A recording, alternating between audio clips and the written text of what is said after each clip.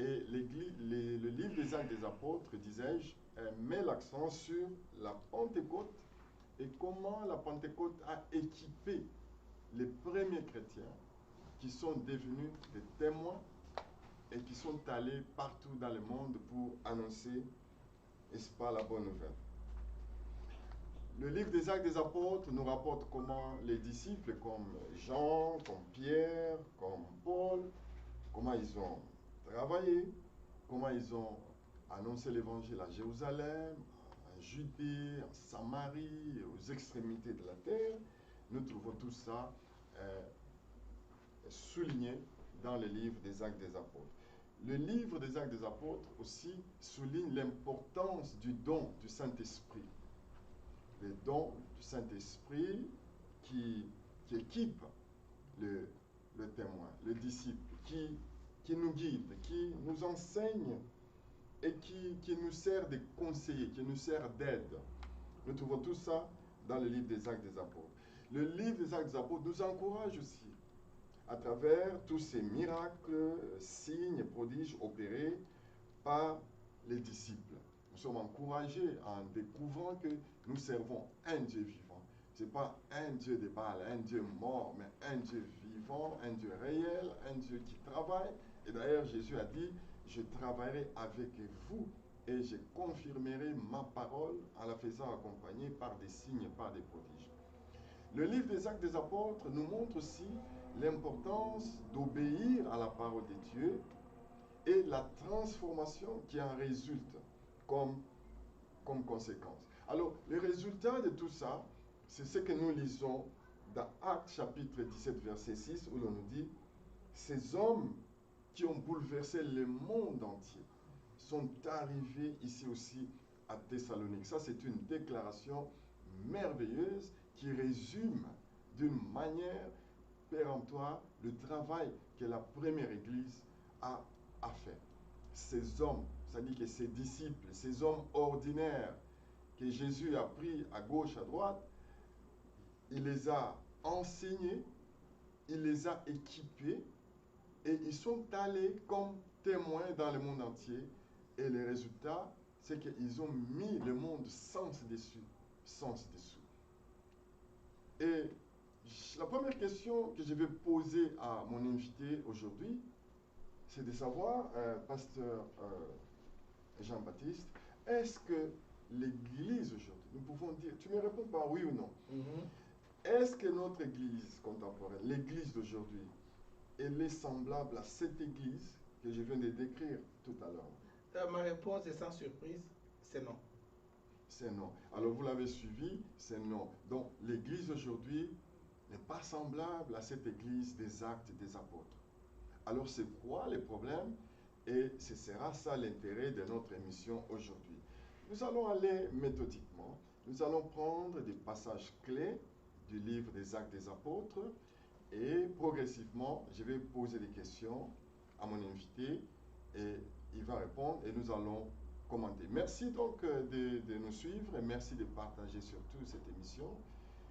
Vous faites une œuvre d'évangélisation en partageant cette émission avec vos contacts. Vous savez, ce programme, le sujet même de ce programme, a fait l'objet de beaucoup de prières et jeûnes. Après avoir observé l'Église comme elle évolue de nos jours, je suis rentré dans la prière, j'ai posé 1001 questions au Seigneur Jésus-Christ, qui est le chef de l'Église. J'ai dit, mais qu'est-ce qui se passe? Alors il m'a orienté dans le livre des Actes des Apôtres, il dit que allez là-bas, c'est là que vous allez découvrir le problème. Et donc, le premier passage clé que nous allons prendre, c'est dans Actes chapitre 1, verset 8. Pasteur Jean-Baptiste, vous avez la Bible avec vous. Là où le Seigneur nous dit, ne vous éloignez pas de Jérusalem, vous recevrez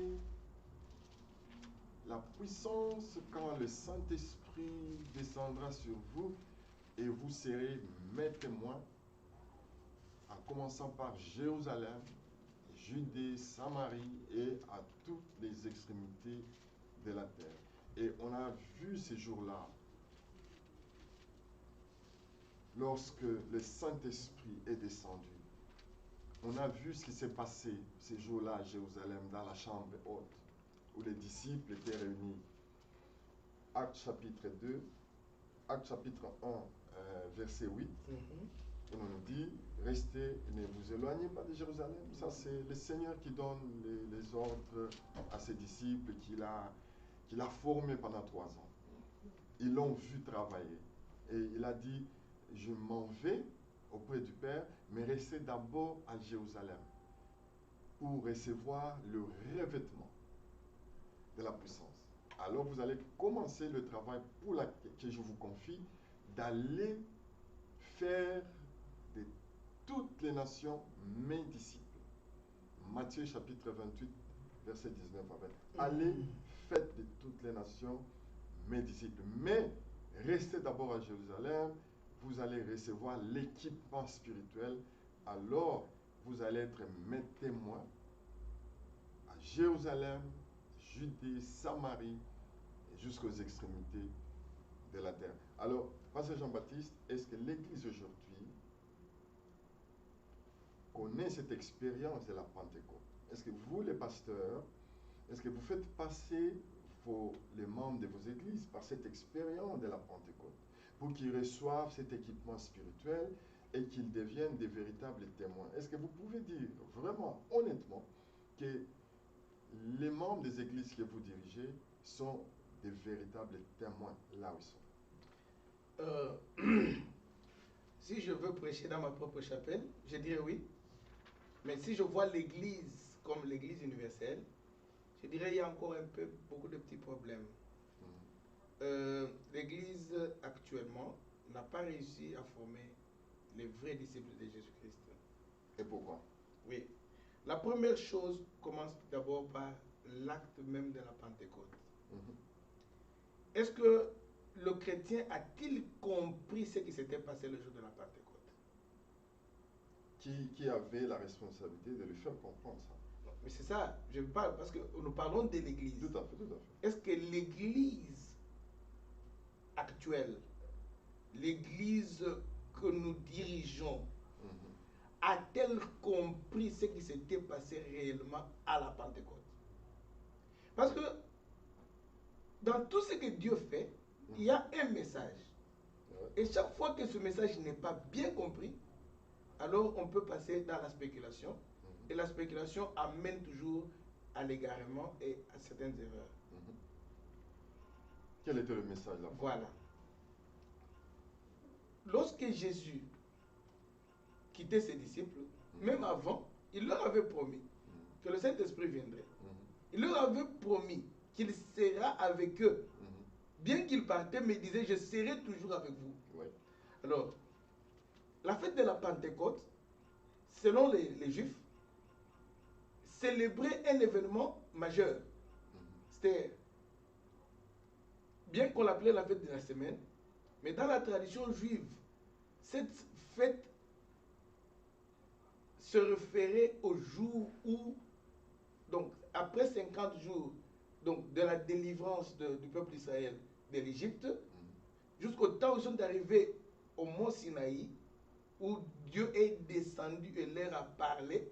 C'est cet événement-là qu'il célébrait.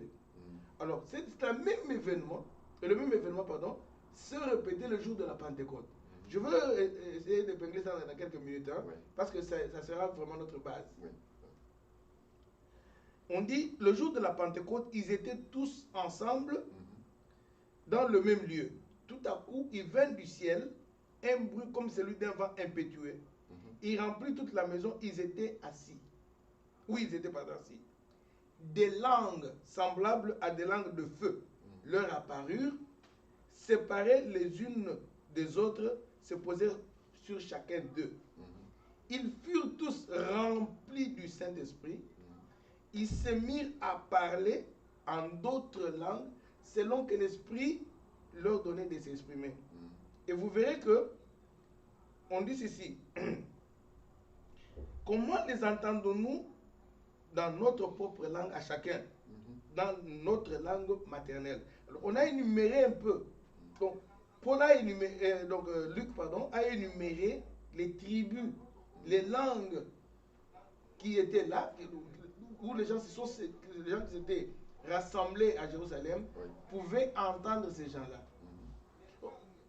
Les disciples, connaissant bien la parole de Dieu, ils ont compris qu'il y a un événement qui se reproduit. C'est quel événement? Si vous allez, quand Dieu est descendu, il est descendu, quand Dieu a apparu à Moïse, oui, quand Dieu a apparu à Moïse, on a vu un buisson de feu qui ne brûlait pas. Même quand Dieu est descendu sur la montagne, on parle toujours de ce feu-là. Or, avant que cet événement n'arrive, l'homme a voulu se faire un Dieu. C'est la tour de Babel. Si nous allons dans le livre de Genèse chapitre 11, on nous dit que Dieu est descendu confondre le langage des hommes afin qu'ils n'entendent plus la langue les uns des autres, n'est-ce pas? On nous parle de cet événement. Alors que dans le chapitre 10, les gens parlaient déjà différentes langues. Parce qu'on nous dit ici, dans 31, ce sont les fils de Sem selon leur famille, selon leur langue, selon leur pays et selon leur nation.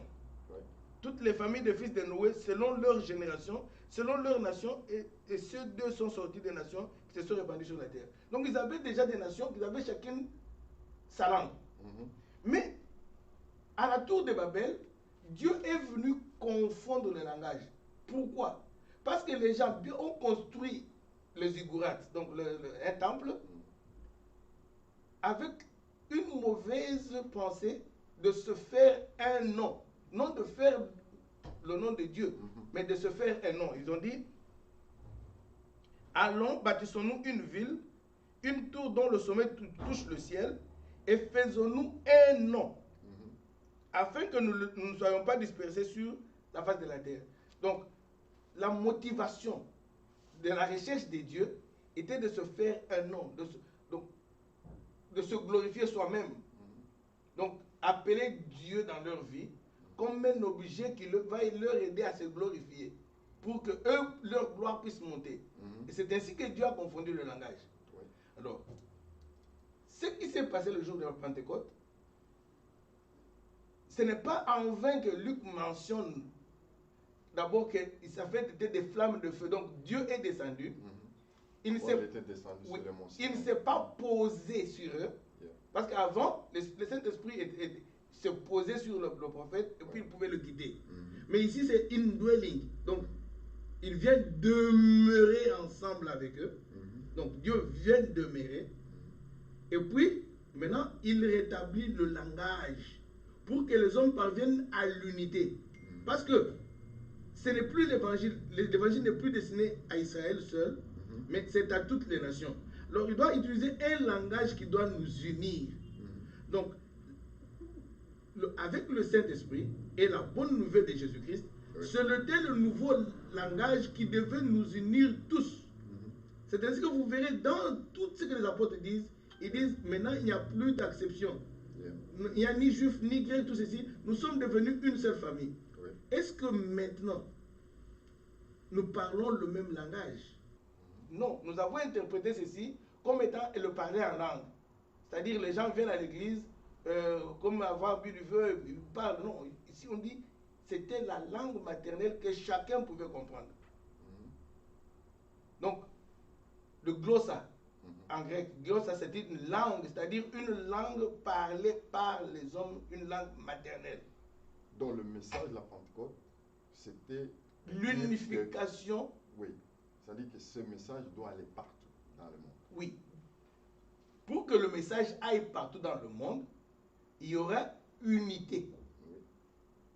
Et vous verrez qu'aujourd'hui, l'Église combat cette unité. Il l'appelle l'écuménisme. Donc, chaque fois que les gens veulent s'unir, les chrétiens s'élèvent contre cela. Ils disent non, non, il faut fermer l'unité. Mais tout le message du Christ serait refermé autour de l'unité. Oui. Et d'ailleurs, vous avez souligné dans un passage que l'admiration que les gens avaient pour les apôtres, c'était d'abord leur unité. Oui, nous allons arriver à ça. Voilà. Mais vous avez dit quelque chose de très important. Vous avez dit la motivation. Donc, Mhm. la tour de Babel avait comme motivation Se de faire un nom. un nom. Mhm. Or, la Pentecôte, c'est pour que le nom de Jésus soit glorifié. Voilà. Que le nom de Jésus soit annoncé dans le monde entier. Voilà. Jusqu'à son retour. Mhm. Alors, donc, vous utilisez la Pentecôte aujourd'hui pour la gloire personnelle. C'est pourquoi les choses ne marchent pas. C'est Mais pourquoi le si, Saint-Esprit. si, parce que nous ne utilisons travaille la pas avec vous. Pentecôte. Aujourd'hui, la Pentecôte est utilisée comme un moyen de démontrer qu'on est puissant, Oui. qu'on est ceci, cela. On ne proclame plus la parole de Dieu comme étaient les apôtres. Je peux donner un petit exemple pour élucider ce que je dis ici. Oui. Les disciples ont guéri des malades. Mhm. Les disciples, Dieu a fait des miracles au travers de leurs mains. Oui. Mais si vous lisez les Écritures, les écrits de Paul, quand il défend son ministère, il n'en fait pas mention. Mhm. Il ne mentionne nulle part que j'étais tel endroit et que j'avais guéri ces deux. Non, parce que ils savaient que même si il y avait une guérison qui s'opérait, il n'en était pas l'instigateur. Yeah, on a vu même Pierre et Jean lorsqu'ils étaient traduits devant les Sanhédrins à cause de la guérison de ces boiteux Voilà. à Porte-la-Belle. Ils ont dit pourquoi avez-vous les regards fixés sur nous comme si c'est par notre piété ou par notre puissance. Non, c'est le nom de Jésus-Christ que vous avez. Donc, ils mettaient toujours le nom de Jésus en exergue. Voilà. Donc, c'est le nom de Jésus qui était glorifié en tout temps. Et c'est pourquoi le Saint-Esprit venait les aider, travailler avec eux. Voilà. Oh, mais quand même, dans nos églises d'aujourd'hui, on ne voit pas. Écoutez, quand nous lisons par exemple Actes chapitre 2, verset 4, on nous dit tous furent remplis du Saint-Esprit. Mais nos églises aujourd'hui, on ne voit pas des gens vraiment remplis du Saint-Esprit comme c'était les jours de la Pentecôte. Qu'est-ce qui se passe? C'est vous les pasteurs qui ne leur donnent pas cette possibilité-là d'expérimenter la Pentecôte? Ou bien c'est vous-même, vous n'êtes plus intéressé par la Pentecôte parce que peut-être vous ne voulez pas payer le prix. Qu'est-ce qui se passe? C'est un peu difficile de répondre à cette question, mais je vais essayer. Parce que la question est partagée. Vraiment, pardon, la responsabilité est partagée. Ouais. D'une part, comme je disais avant, l'Église, donc quand je parle de l'Église, c'est-à-dire même les dirigeants de l'Église, n'ont pas compris le message de la Pentecôte. Nous nous proclamons pentecôtistes, mais nous ne savons pas ce qui s'était réellement passé à la Pentecôte. Parce que même à la Pentecôte, quand vous lisez le même livre de Actes chapitre 2 que vous mentionnez, dès que le Saint-Esprit est venu habiter en eux, l'Église a pratiqué 5 ministères, ou bien je peux dire, oui, 5 vraiment services à l'Église. Il y a eu d'abord l'évangélisme, donc l'évangélisation. Je parle en anglais, évangélisme. Donc l'évangélisation, vous verrez que dès que le Saint-Esprit est descendu, Pierre a commencé à évangéliser. Parce que c'était ça le but. Jésus a dit, et vous serez mes témoins. Vous serez mes témoins. Donc dès qu'ils ont reçu la puissance, ils n'ont pas attendu, ils sont sortis. Et ils ont commencé à travailler. Parce que maintenant, parce que quand on dit la puissance, c'est-à-dire c'est la force qui te rend capable de faire quelque chose. Ils avaient peur. Mais quand le Saint-Esprit est venu, il les a rendus capables de sortir et affirmer avec assurance ce qu'ils pouvaient dire. Ok? Oui. Tout à fait, parce que je me rappelle, dans Actes chapitre 4, par exemple, versets 19 à 20, mais Pierre et Jean répondirent aux Sanhédrins qui voulaient les interdire de parler au nom de Jésus dans la ville. Voilà. Vous n'allez plus parler de ces noms-là dans cette ville, parce que vous avez rempli la ville de l'enseignement au sujet de cet homme. Nous vous interdisons à partir d'aujourd'hui. Mais écoutez ce qu'ils ont dit. Après avoir reçu le Saint-Esprit, ils ont dit, jugez-vous en vous-même s'il est juste devant Dieu de vous obéir plutôt qu'à Dieu. Oui, pasteur, Jésus leur a dit, vous serez mes témoins. Oui. Le mot témoin vient du mot martyr. Vous serez mes martyrs. Vous savez que le témoin, c'est la personne qui a accepté de passer à certaines comme ordeals pour attester que le message qu'il donne est un bon message. Donc, ceux qui parlent lingala savent, on dit que donc le témoin a accepté de prendre un breuvage mortel pour testifier, pour témoigner que donc il était prêt à subir une certaine souffrance au nom de la vérité. Et cette vérité, c'est que Jésus est le Fils de Dieu, voilà, qu'il est venu enlever le péché du monde. Donc on formait le chrétien à devenir le martyr, c'est-à-dire quelqu'un qui confesse quelque chose, qui y croit et était prêt à donner sa vie. Les premiers chrétiens, la première chose qu'on leur expliquait, c'était le psaume 23. Vous verrez que dans les catacombes, donc dans les tombes anciennes, souvent donc, il n'y avait pas de croix. L'image qu'on présentait surtout sur le croix et sur les tombes, c'était l'image de Jésus avec l'agneau. Donc c'était l'Éternel est mon berger. Et le psaume 23, c'était un psaume, pour ceux des églises traditionnelles, c'est le psaume qu'on lit beaucoup dans les églises. Dans les églises. Pourquoi? Parce qu'on leur a enseigné que même si vous perdez cette vie, vous aurez une autre. Mais au contraire, l'église actuelle, l'enseignement est plus renversé sur le gain de la vie que nous avons au détriment de celle à venir. Alors, c'est la faute à qui ça? Parce que quand nous lisons Acte 2, 42 à 43, vous pouvez nous lire ça. Acte 2, 42 à 43, on dit donc, les disciples qui venaient d'accepter Jésus-Christ. J'allais y arriver, oui. Ok. Ils persévéraient dans l'enseignement. Oui, ils ont d'abord commencé par l'évangélisation. Oui. Et l'évangélisation a fait a attiré les gens vers eux. Oui. Et les gens étaient dévoués aux apôtres. They were devoted to the apostles. Et à leur enseignement. Donc, ils passaient une éducation. Donc, ici, on reprend réellement quelque chose de juif. Il n'y avait pas d'école, comme dans la structure actuelle. L'école était dirigée par un rabbin. Donc, les enfants choisissaient le rabbin de leur choix. Donc, Jésus, étant le rabbin, a transmis son enseignement à ses disciples. Un peu comme Gamaliel a transmis l'enseignement à Paul. Que j'ai appris au pied de Gamaliel. Voilà.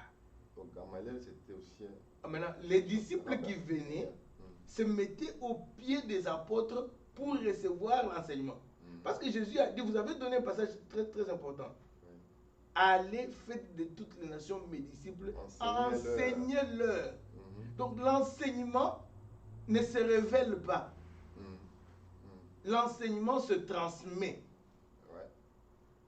On transmet toujours l'enseignement. Paul dit à Timothée, garde l'enseignement que tu as reçu de ta grand-mère Eunice. L'enseignement se transmet de génération en génération. Et maintenant que l'Église a négligé cet aspect de l'enseignement, l'éducation, nous ne vont que tomber dans des hérésies. Mais Jésus a dit, enseignez-leur à garder mes commandements. Mais il y a un problème avec l'Église aujourd'hui. Soit que vous n'enseignez pas, soit que vous enseignez autre chose que la doctrine de Jésus-Christ. Bon, et vous ne faites pas passer vos membres par l'expérience de la Pentecôte. Et c'est pourquoi ils ont peur d'aller évangéliser. Ils ont peur d'aller gagner les âmes. Regardez, lorsque les apôtres ont reçu beaucoup de menaces à gauche à droite, ils ont prié. Ils ont prié, ils ont dit, regarde, les gens se sont coalisés, les nations se sont liguées contre toi. Donne-nous la force d'annoncer ta parole avec assurance. C'est ce que je et dis. que des signes et des prodiges se fassent par nous-mêmes. Mais quand Jésus a dit, vous serez mes témoins. Oui. Ok? Le témoin, c'est la personne qui a accepté de souffrir pour dire que ce que je dis est vrai et libérer quelqu'un de la cour. C'est-à-dire que vous ne formez pas des disciples. Vous, ce que vous faites quand quelqu'un arrive à l'église, c'est que vous allez recevoir les papiers, vous allez recevoir les séjours, vous allez vous marier, vous allez être délivré mais des c'est femmes ça que de j'ai nuit, c'est des ça que maris j'ai de nuit. dit. C'est ça. Nous prêchons la Votre, vie. focus, c'est autour de toutes ces Autour choses. de la vie Oui. que nous avons aujourd'hui, la vie présente. Oui. Nous sommes concentrés plutôt sur l'acquisition du matériel, du monde matériel. Alors que Colossiens 3 dit affectionnez-vous aux choses d'en haut. Voilà. C'est ça le plus grand problème de l'Église aujourd'hui. Bon. Parce que je devais y aller, comme vous avez dit, il y avait d'abord, ils ont évangélisé, ils ont fait l'éducation, et après cette éducation, il y a eu le fellowship, donc la communion. La communion fraternelle. Les gens sont venus ensemble et ils rompaient le pain. Donc il y a eu maintenant le worship. Pratiquer le sacrement, oui. La Sainte Seine. Oui, l'adoration. Parce que maintenant on adorait, on reconnaissait que Jésus était présent parmi nous au travers le sacrement de la Sainte Seine. Il faisait une adoration, il s'approchait plus de Jésus. Et après, on dit que ceux qui avaient cru, ils ont senti un besoin de la communauté. Ils ont vendu leurs biens. Et il y a eu maintenant une entraide.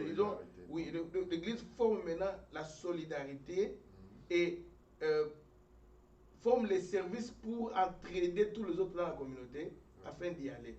Maintenant, prenez ces éléments, mettez dans une église, par exemple, où le pasteur, d'abord lui-même, est concentré sur sa personne, sur son bonheur personnel. Il y a l'égoïsme, en quelque sorte. L'égoïsme. Il forme de l'égoïsme. Donc c'est pour ça que je dis, nous venons à la Pentecôte, pas avec l'esprit de la Pentecôte, mais nous venons à l'église avec l'esprit de Babylone et de Babel, où je viens me faire un nom. Chaque fois que... Et comme on veut se faire un nom, on n'a pas le temps de faire...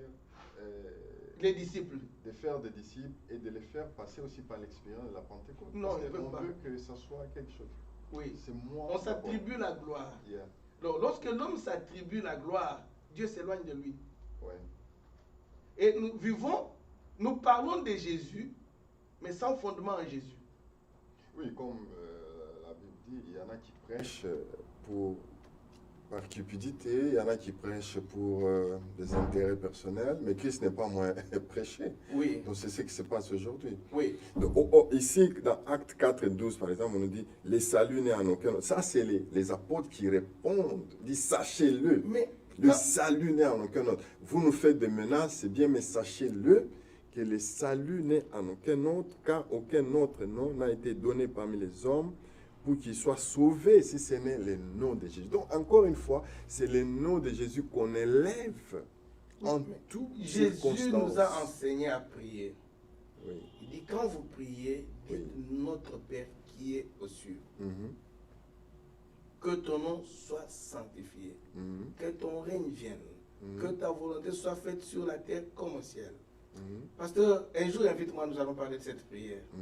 Mais à la fin, il dit, car c'est à toi qu'appartiennent le règne, la puissance et la gloire. Donc, en d'autres termes, tout l'honneur doit retourner. Oui, c'est pour cela l'apôtre Paul, tous ces apôtres ici, se réclament comme des esclaves de Dieu. Un esclave, c'est quelqu'un qui n'a pas sa volonté. C'est quelqu'un qui ne recherche pas son propre intérêt. Mais c'est quelqu'un qui fait tout pour l'intérêt de son maître. Pasteur, vous n'avez pas vécu dans une famille royale. Moi, j'en ai vécu. Les esclaves, même le roi, quand il veut cracher, il est fier que le roi crache sur sa main. Wow. C'est ignoble, hein? Parce qu'il est esclave. L'esclave qui ne meurt pas, Mhm. mais qui accepte qu'on l'enterre avec le roi. Trop fort. C'est trop fort, n'est-ce pas? Mais aujourd'hui, on a kidnappé la Pentecôte, si on peut dire comme ça. Si. On a kidnappé la Pentecôte pour notre propre gloire. Mhm. Nous cherchons l'onction, nous cherchons la puissance, mais pour notre propre gloire, Oui. pour nous faire un nom. Pasteur, je veux vous Et vraiment alors, vous le décevoir. Saint-Esprit ne peut pas nous aider, le Saint-Esprit ne peut pas Non, travailler nous avons avec un nous autre pour esprit qui n'est pas le Saint-Esprit. Parce que gagner le les âmes Saint-Esprit évangéliques. n'est pas seulement là pour performer les miracles. Ce n'est pas un esprit de show. Mhm. Même quand les disciples faisaient des miracles, la Bible ne dit pas que ces gens-là planifiaient un miracle. Ils ne faisaient aucune campagne où ils disaient aux gens, venez, nous allons vous guérir. Et ils allaient annoncer la bonne nouvelle.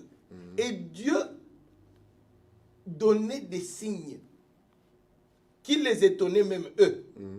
Parce que lorsque Dieu crée un miracle, le miracle doit commencer par étonner celui au travers qui le miracle Le est miracle arrivé. s'est fait, oui. Pour voir. C'est pour cela, chaque fois qu'il y a un miracle, l'homme rend toujours gloire à Dieu.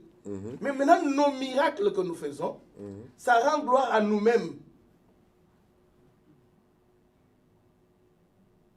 Est-ce que vous Et comprenez ce que je veux c'est dire? tout le problème, c'est ça. C'est ça le sujet du Et problème. alors là, le Donc, Saint-Esprit ne peut pas vraiment travailler avec nous. la gloire qui devait ne peut pas nous revenir à assister. Dieu, Oui. elle revient maintenant Mhm. à l'homme. Et Dieu ne peut pas accompagner un homme qui se glorifie. Mhm. Pasteur, je vais vous donner un exemple que j'ai moi vécu moi-même. Oui. À Newcastle. Mhm. Il y a eu une période où je me sentais un peu faible. Mhm. Parce que j'ai commencé à travailler et je dormais. Mhm. Je dormais même sans prière. Je dis sans prière. Mais une chose m'arrivait, je ne dormais quand même au sol. Quand je revenais du travail, c'était vraiment basique, et puis je dormais au sol. Mais c'est le moment que Dieu a fait un miracle dans ma vie que je n'ai jamais compris. Un frère rosicrucien qui voulait me faire du mal est venu, c'est à ce moment-là qu'il est venu faire rendre témoignage. Ça m'a d'abord moi-même étonné parce que, oui, avoir ma vie ce temps-là, bien que j'étais pasteur, je n'avais pas une vie de prière. Donc, je ne pouvais pas dire vraiment, excusez, c'est mon effort, ou bien c'est mon dévouement. C'est pour ça que tu vois, l'apôtre Paul dit, ce n'est pas parce que notre piété, parce qu'il se regardait lui me dit, non, non, non. Je n'ai rien mérité pour que ce miracle arrive. Mais la façon dont nous présentons le miracle aujourd'hui, c'est comme si c'est nous qui sommes les détonateurs. Donc nous n'avons plus cette... Donc la puissance, c'est nous qui la commandons. Ce n'est plus cette puissance qui nous commande, qui nous utilise. Nous ne sommes plus des utilisateurs, mais nous sommes des commanditaires. Oui. C'est une erreur très grave. Alors, bien-aimés dans le Seigneur, vous êtes en train de suivre des révélations très graves que l'apôtre, le pasteur John est en train de donner. Nous commençons à comprendre que les problèmes commencent d'abord avec nous-mêmes, les ministres, parce que nous, au lieu de chercher la gloire de Jésus, mais nous cherchons notre propre gloire. Et vous avez mentionné aussi quelque chose ici, la prière, parce que dans la chambre haute, ils priaient. Voilà.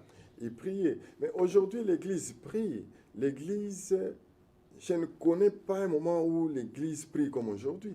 Sur Facebook, YouTube, c'est prière du matin, prière de midi, prière du soir, etc., etc. On parle du Saint-Esprit du matin au soir. Mais l'Église ne vit pas la Pentecôte comme l'Église primitive. Bon. C'est quoi le problème? Je dis toujours, pasteur, c'est la motivation. Oui. Dieu a confondu le langage des gens et Dieu confondra toujours le langage des gens lorsque la motivation n'est pas bonne. À Babel, pour que Dieu confonde les gens, ils avaient entrepris une bonne œuvre d'unité. Mais cette unité, dans le but de se glorifier. De ne pas glorifier Dieu, le Créateur. Et il a confondu le langage. Oui. Et lorsque l'homme de Dieu, censé être homme de Dieu, commence à chercher sa propre gloire, ça sera l'origine des conflits. Parce que Dieu va confondre le langage. Le langage de la Pentecôte ferait que nous puissions parler le même langage. Je donne un exemple différent. Tu vois, l'apôtre Paul et l'apôtre Pierre, ils avaient tous deux visions différentes, si nous pouvons bien le dire à ce moment ici. Mais ils sont parvenus à s'entendre. Pourquoi? Parce que un autre vent est venu souffler. Avant la rencontre de Jérusalem, Dieu a parlé à Pierre. Dieu a parlé à Paul. Donc, Dieu a attesté le ministère de Paul. Et, vous voyez, ils ont parlé le même langage. C'est-à-dire que lorsqu'ils se sont rencontrés dans le concile de Jérusalem, Oui. ils ne s'étaient pas contredits. Alors, d'où vient que nous travaillons pour le même Dieu? Nous avons la vision de ce même Dieu. Dieu ne peut pas te donner une vision différente de la mienne. Et quand lorsque nous nous rencontrons, nous commençons à nous invectiver sur le plateau. Mais c'est quel enseignement alors que nous donnons? Parce que dans toutes les églises ont des programmes d'enseignement. Ils ont des programmes de formation. Aujourd'hui, c'est notre journée d'enseignement. Mais c'est quel enseignement on donne? Parce qu'on ne voit pas l'impact de cet enseignement dans le témoignage chrétien. On ne voit pas ça. Donc, nous avons des gens qui sont dans l'église pendant des années, mais qui n'ont jamais gagné une âme. Nous avons des gens qui sont dans l'église des années, mais qui ne sont jamais sortis pour aller annoncer la bonne nouvelle et revenir avec le rapport comme les 70 étaient revenus auprès de Jésus pour dire « Oh, maître, vous savez, même les démons nous ont obéi. Nous les avons chassés. Ils nous ont été soumis en ton nom. » Mais nous voyons des chrétiens, par contre, qui ont peur des démons. Oui, mais pasteur, la réponse est simple.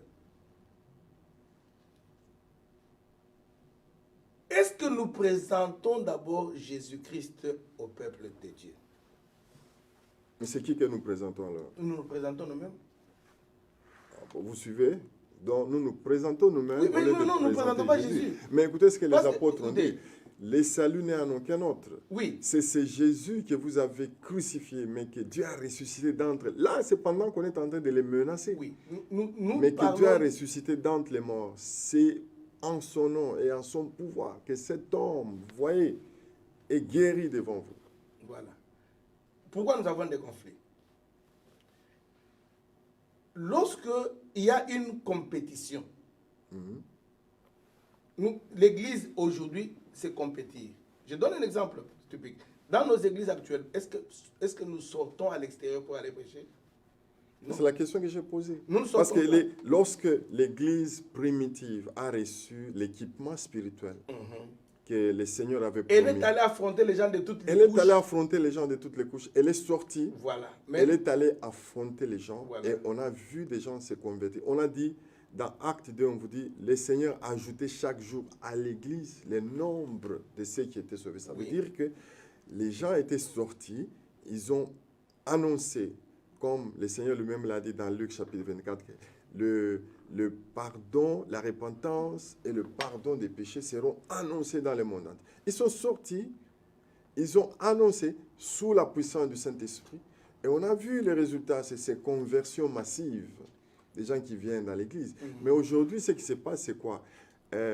Nous passons notre temps à délivrer les disciples de Jésus-Christ.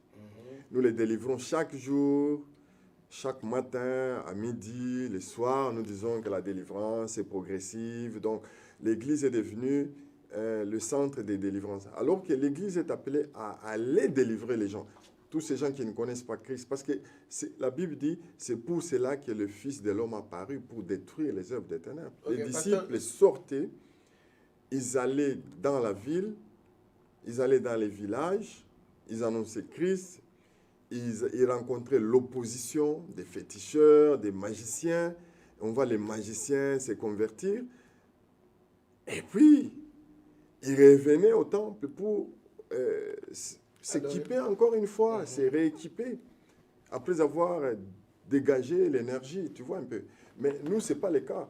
Nous venons chaque jour dans nos cultes, les modérateurs, nous allons demander le Saint-Esprit, la puissance, et puis finalement, tout s'arrête là, on bouge un peu, on saute et puis on tombe et puis finalement ça s'arrête là. On rentre à la maison, on est content qu'on avait un bon culte, mais il n'y a rien qui s'est fait.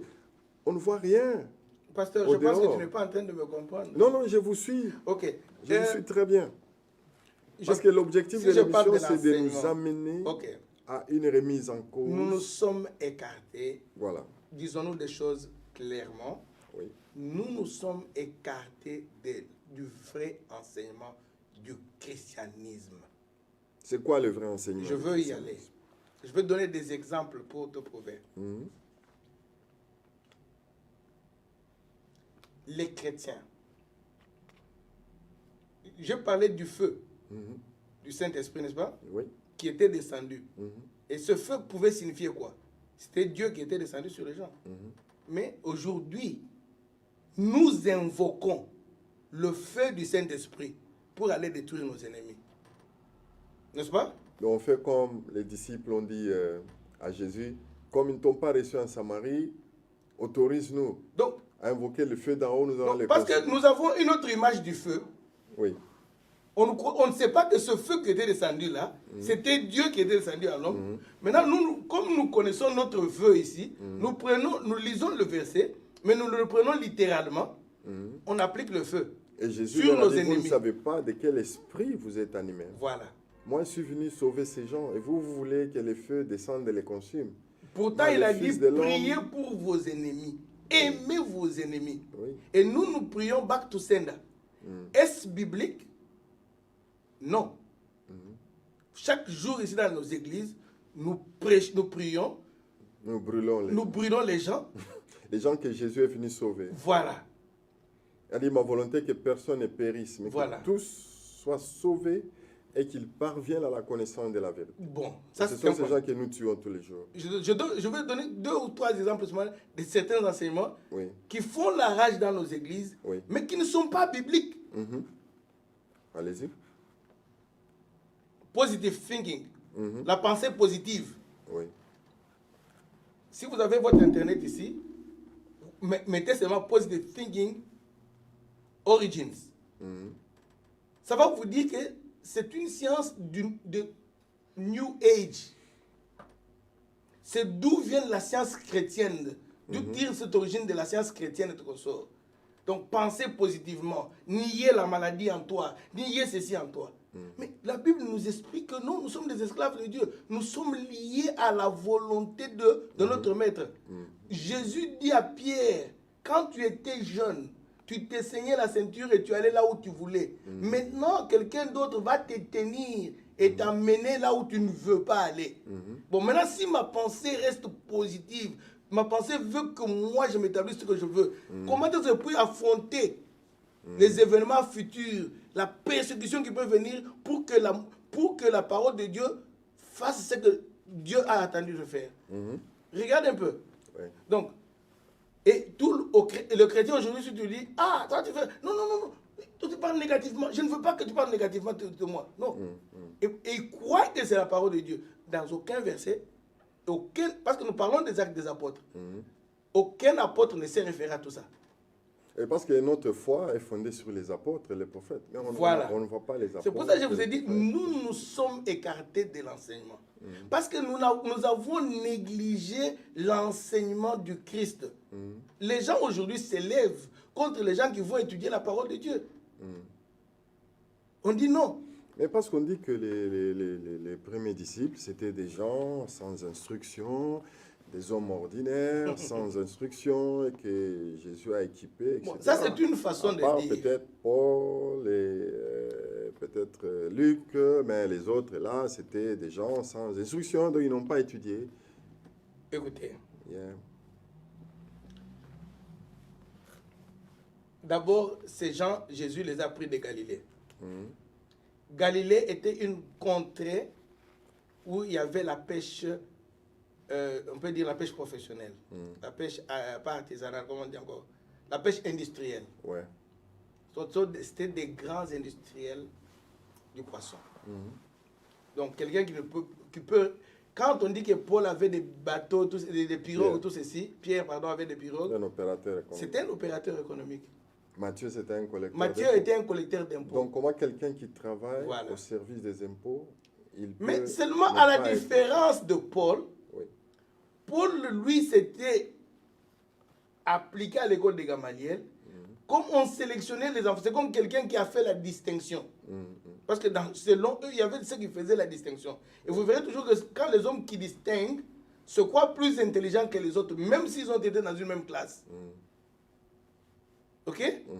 Mais tous les enfants allaient à l'école, étudier la Bible, et ils pouvaient mémoriser les 5 livres de la Pentateuque par cœur. Et c'est à l'âge de 12 ans, ces jeunes-là pouvaient s'affirmer. Un peu comme Jésus à l'âge de 12 ans, Voilà. on pouvait les voir déjà disputer avec les Et docteurs de la pour loi. démontrer qu'il était docteur de la loi, il est allé s'affirmer au temple à l'âge de 12 ans. Ce n'était pas pour rien, ce n'est pas un événement bénin.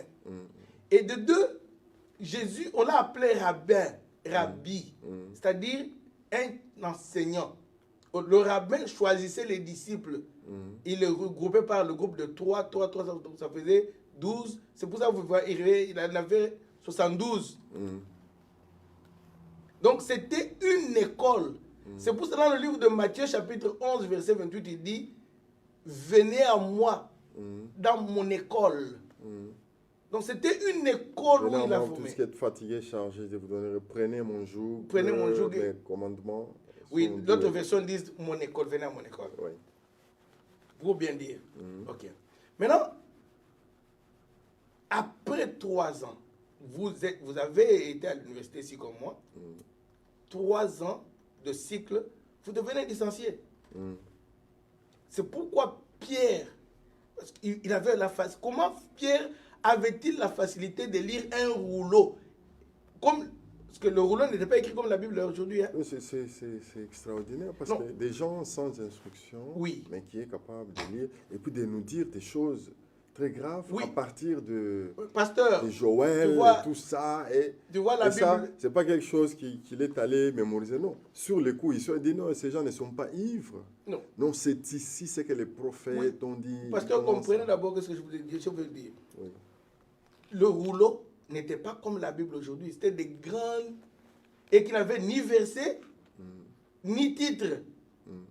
On avait seulement le prophète qui a écrit du début à la fin. C'était comme on écrit dans un livre. Alors, comment c'est peut-être ces gens qui n'avaient pas étudié pouvaient aller dans un rouleau, trouver un texte qui correspondait à ce À qu'ils faisaient, l'événement là, et qui s'est passé. et vous dire que c'est cet événement dont avait parlé tel prophète dans tel rouleau s'accomplit aujourd'hui. Donc ils ne connaissaient pas ce qu'ils pouvaient faire. Non. Vous voyez, quand je parlais des gens qui ont distingué, ils croient toujours qu'ils sont les plus intelligents de la classe que les autres. Mais parfois, ils ne rendent pas le bon service dans la société que ceux qui avaient fait de moins de points à l'école. Ouais. Alors, on nous dit, nous avançons un peu. Nous avons compris que le problème aujourd'hui, c'est que nous avons kidnappé la Pentecôte. C'est tout le problème. C'est le problème. Nous avons kidnappé la Pentecôte pour notre propre gloire, pour nous faire un nom. Voilà. Et comme Dieu ne peut pas partager sa gloire avec personne, c'est pourquoi il nous abandonne. Il nous abandonne. Et donc, il est là à la porte en train de toquer, en train de nous dire faites-moi entrer. Oui, Vous m'avez laissé longtemps. nous avons même interverti le parler en langue. Chacun vient là-bas, il parle une langue et puis il sort, il dit j'ai parlé en langue. Mais ici, la Bible ne vous dit pas ça. Ce n'est pas ce que la Bible dit. Et quand même, le parlant là, oui, vous avez donné la signification vraiment historique et tout ça. Voilà. Mais le parlant en langue, c'est quand même un signe physique du baptême du Saint-Esprit. Bon, maintenant, quand ces gens-là... Mais le problème n'est pas celui-là. Oui. Quand ils parlaient dans les langues, Oui. qu'est-ce que les autres qui étaient du bout de l'autre côté entendaient? Ils les entendaient dans leur propre langue. Voilà. Maintenant, quand nous parlons nos langues, Donc parfois, les modérateurs prennent les micros, ils commencent à parler en langue. j'ai vu un garçon On ne chanter. comprend même pas de Il quoi dit il Nakoyembe, parle. Osuko, Namunoka, Banjelu, Nabandoyembe. Bon, maintenant, Il n'y a pas un interprète pour interpréter non, tout ça. comment Donc, il peut commander ça? Comment il a étudié cette langue? Oui. Alors, on comprend pourquoi. Parce que quand nous lisons, je crois que nous allons nous arrêter là pour aujourd'hui. Quand nous lisons Actes chapitre 5, si vous pouvez nous lire ça, pasteur, s'il vous plaît. Actes chapitre 5, du verset 12 au verset 15. Nous allons nous arrêter là-bas. On nous dit que les disciples étaient tout le temps ensemble, ils étaient unis là. Verset 12, hein? Oui, de verset Beaucoup 12 de au miracles verset et de 15. prodiges se Oui. faisaient au milieu du peuple Oui. par les mains des apôtres. Oui, Ils se tenaient tous ensemble au portique de Salomon. ensemble. Aucun d'eux, et aucun d'autre n'osait se joindre à eux, mais le peuple les louait hautement. Le nombre de ceux qui croyaient au Seigneur, hommes et femmes, s'augmentait de plus en plus.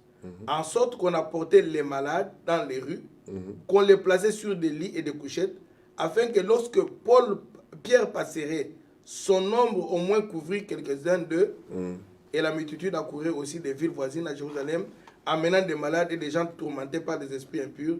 Tous étaient guéris. Voilà. On les louait hautement. Parce qu'on a trouvé quand même en eux certaines vertus. Il y avait cette unité, ils étaient ensemble. Oui. Et on voyait comment Dieu travaillait avec eux. Et ils étaient Et humbles. on les louait, ils étaient humbles. Et Ils étaient vraiment, les unis. gens les tenaient en estime. Et Voilà. ils les louaient hautement. Mais vous, aujourd'hui, vous les pasteurs aujourd'hui, vous recevez des pierres tout le temps. Hein? Oui, mais, pasteur, c'est avec raison qu'on reçoit ces pierres. Bon, si vous vous éloignez de Dieu, si vous faites quelque chose pour votre propre gloire, Oui. parce que pour que l'homme vous admire, il faut aussi que cet homme voie que vous travaillez pour lui. N'est-ce pas? Un président de la République, par exemple, ou bien un ministre, aujourd'hui on nous appelle des ministres de Dieu. Oui. Or le mot ministre vient du mot diakoneo, c'est-à-dire servir. Serviteur, oui. Quelqu'un qui est au service des gens, mais qui se met à la place de que les gens puissent commencer à le louer. Vous voyez comment nos pays africains sont en train d'entrer dans la dérive parce que le ministre veut qu'on appelle Mokondi. Mais ici, le ministre, il rend service. Dès qu'il est incapable de rendre ce service, il démissionne. Ouais. Mais chez nous, parce que le ministre veut être là, donc dès que toi, tu ne connaissant pas que, il croit que c'est une position d'autorité, donc dès que tu menaces cette position, donc toute critique que vous devez faire, c'est une menace contre l'autorité. Et ils peuvent vous faire du mal.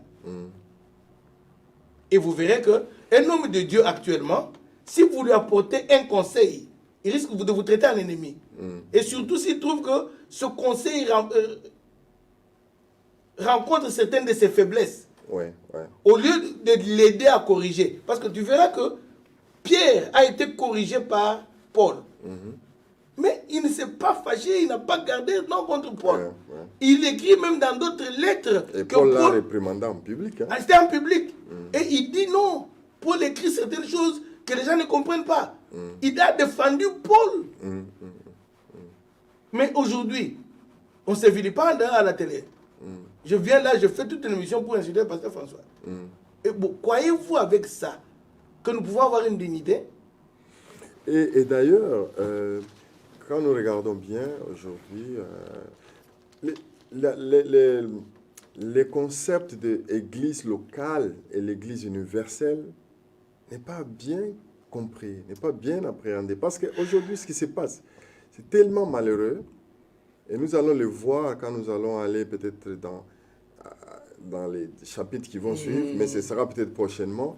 Nous allons aller en Samarie, nous allons voir. Mais les gens, bien qu'appartenant à une église locale, mais ils se reconnaissaient comme faisant partie de l'église universelle, de l'église corps du Christ. Mais aujourd'hui, vous les pasteurs, vous avez réussi un exploit extraordinaire de convaincre vos membres, les membres de vos églises locales, que non, tel chrétien d'une autre église locale, ce n'est pas ton frère. Tel pasteur d'une autre église locale, ce n'est pas ton pasteur. Donc tu ne peux pas avoir de l'estime pour lui. Tu ne peux même pas suivre ses enseignements. Parce que la fondation est mauvaise. Et ça, c'est un exploit que vous avez réussi. Mais la fondation est mauvaise, pasteur. Oui. Comprenez cela que la fondation est mauvaise. Écoutez-moi. Maintenant, si la fondation pasteur, est renversée, posez qu'est-ce la que les question justes à vont faire? beaucoup d'hommes de Dieu. Oui. Connaissent-ils l'histoire de l'Église. Comment l'Église a évolué des apôtres jusqu'aujourd'hui. Ils n'en connaissent pas. Or, ça peut nous aider à comprendre les erreurs et les corriger. Mais c'est ça que nous sommes en train de découvrir. On voit qu'ils étaient là, ils s'étaient ensemble, Voilà. au portique de Salomon. On les tenait en estime, personne n'osait s'approcher d'eux. Et Dieu les utilisait puissamment. Au point que même l'ombre de Pierre pouvait guérir quelqu'un. Mais comme nous cherchons notre propre gloire, nous voulons nous faire un nom, Oui.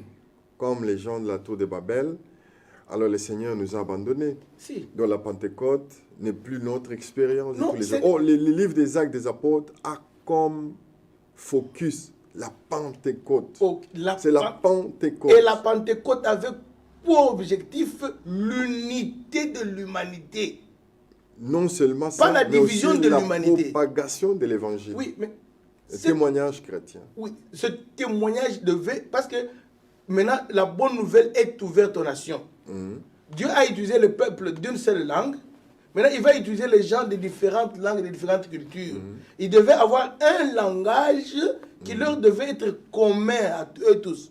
C'est pour ça que j'ai beaucoup insisté sur le point que le jour de la Pentecôte, Ouais. Dieu a corrigé ce qui s'était passé à Babel. autour de Babel. Donc il a voulu réunir. Et nous sommes passés à côté de Nous sommes ça. passés à côté des choses. Yeah. Donc, le langage biblique, Mhm. ce serait le langage qui devait nous amener à une unité. Mhm. Maintenant, nous avons les églises des Nigériens, des Camerounais, des Balouba, des Congo. Hein? On nomme même une église CPK, Communauté Baptiste du Bas-Fleuve. Et d'ailleurs, comme on identifie l'Église à des personnes, c'est tout le problème. Ça devient des L'Église problèmes. des Jean Baptiste, l'Église des François, l'Église de Terre. Donc, il est temps que nous disions des vérités Oui. pour que nous revenions à la parole de Dieu. C'est dans l'unité du témoignage que les gens... Vous savez, à Antioche, on dit que c'est Antioche que pour la toute première fois, les chrétiens ont été appelés, les disciples ont été appelés chrétiens. Parce qu'on a vu cette unité, on a vu ce même langage-là, on a vu le même esprit qui était en Jésus. Ils ont dit que non, ces gens ici, ils doivent avoir été avec cet homme-là, ça doit être des chrétiens. C'est un sujet très vaste que tu développes. Alors, aujourd'hui. donc, vous voyez, aujourd'hui, nous avons essayé d'introduire, n'est-ce pas, ces programmes, les premiers chrétiens et nous, et déjà, avec les réponses de l'apôtre, du pasteur Jean-Baptiste, nous commençons à découvrir là où nous nous sommes égarés. Nous n'avons pas compris la Pentecôte comme il faut. Nous avons kidnappé la Pentecôte. Nous sommes retournés à la tour de Babel alors que la Pentecôte avait pour but de de corriger, détruire la tour de Babel. exactement, de renverser la tour de Babel et de nous amener à l'unité de langage et l'unité d'esprit autour de la vérité que Jésus est venu nous prêcher. Parce que notre foi est fondée sur les apôtres, l'enseignement des apôtres et des prophètes. Et ce que les apôtres ont enseigné, ce n'est pas autre chose que Jésus-Christ est le Fils de Dieu, venu dans la chair.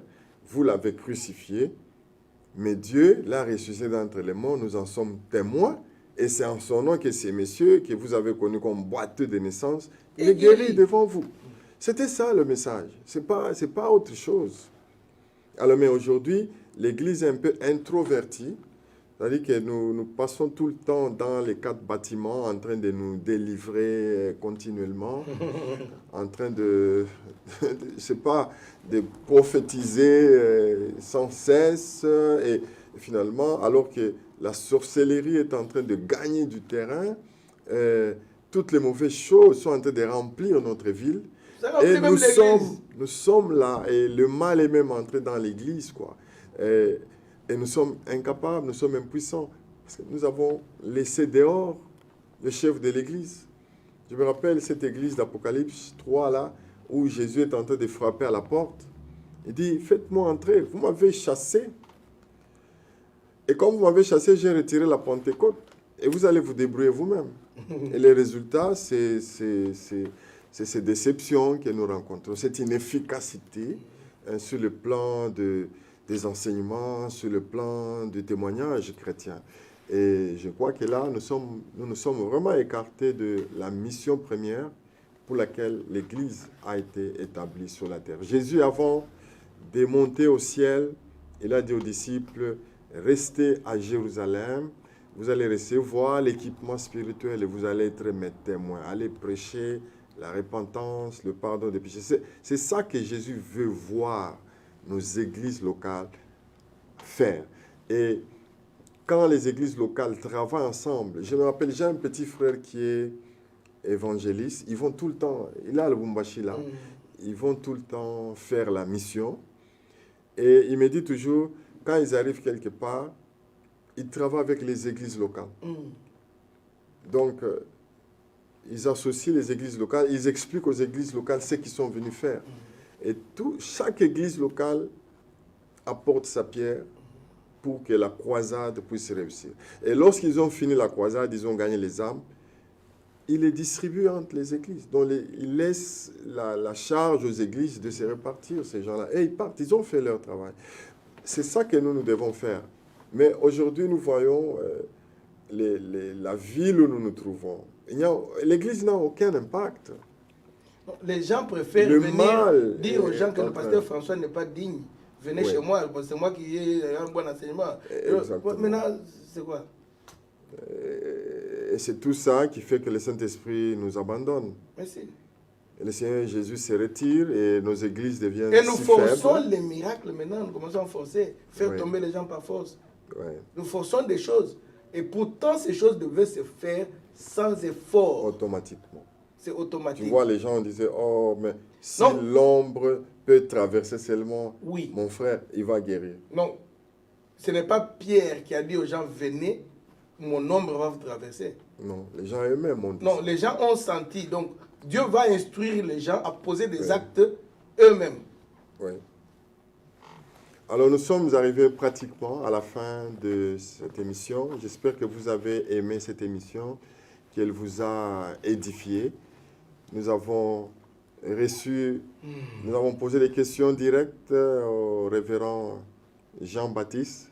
C'est des questions dures, mais il a répondu avec honnêteté. Parce que comme j'ai dit, l'objectif, c'est de nous regarder dans le miroir des actes des apôtres. De voir comment l'Église a commencé, comment l'Église a travaillé, qu'est-ce que Jésus avait dit à l'Église et comment l'Église a obéi aux paroles de Jésus, comment elle a travaillé, comment Jésus vraiment les a soutenus. Parce que Jésus a dit, je travaillerai avec vous et je confirmerai ma parole par des signes et par des prodiges qui l'accompagneront. Alors que mon Dieu vous bénisse. Nous reviendrons encore la semaine prochaine avec un autre serviteur de Dieu qui viendra aussi partager son point de vue sur les premiers chrétiens, nous, quelle différence. Alors, pour terminer, je pose la question au pasteur John. Qu'est-ce qui a changé? Est-ce que c'est Jésus? Est-ce que c'est le diable et ses démons ou bien c'est nous? Non, c'est l'homme qui a changé. Lorsque l'homme s'est écarté, comme d'habitude, il s'est écarté de l'enseignement de Jésus. Ouais. Ce n'est pas Jésus qui a changé. Jésus ne change pas. Rabbi ne change pas, il est le même. Il est toujours le même. Les démons ne changent pas. Oui, Satan est toujours là, et, il veille.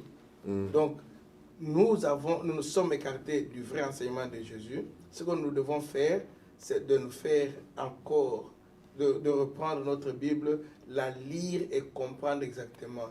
Parce que nous prenons des enseignements, vous m'amenez vers le syncrétisme toujours. Nous allons parler du syncrétisme pour que nous puissions expliquer ça en long et en large pour faire comprendre vraiment à l'Église comment nous sommes enlisés dans la fausse doctrine. Alors, homme de Dieu, ministre de Dieu, servant de Dieu, voilà, nous avons été défiés aujourd'hui. Nous devons nous réapproprier la Pentecôte. Nous l'avons kidnappé, mais nous devons vraiment nous réapproprier le vrai sens de la Pentecôte et faire de la Pentecôte notre expérience de tous les jours. Et je crois que nos églises auront le même impact que l'église primitive a eu. Nous nous arrêtons là pour aujourd'hui. Merci de nous avoir accordé votre attention. C'était donc le pasteur enseignant François qui recevait le révérend John des Gospel Foundation de Newcastle. Et la semaine prochaine, je serai encore ici avec un autre serviteur de Dieu, un ou deux, pour partager sur les mêmes sujets. Que mon Dieu vous bénisse et que sa présence augmente dans vos vies.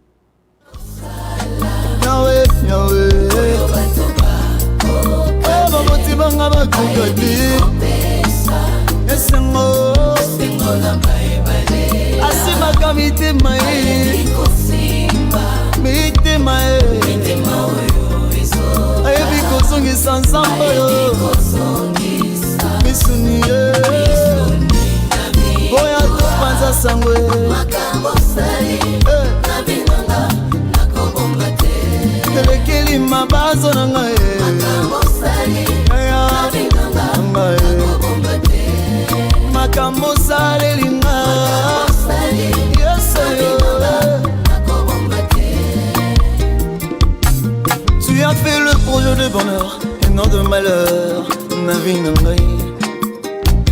Tango bakanisi bateki ngai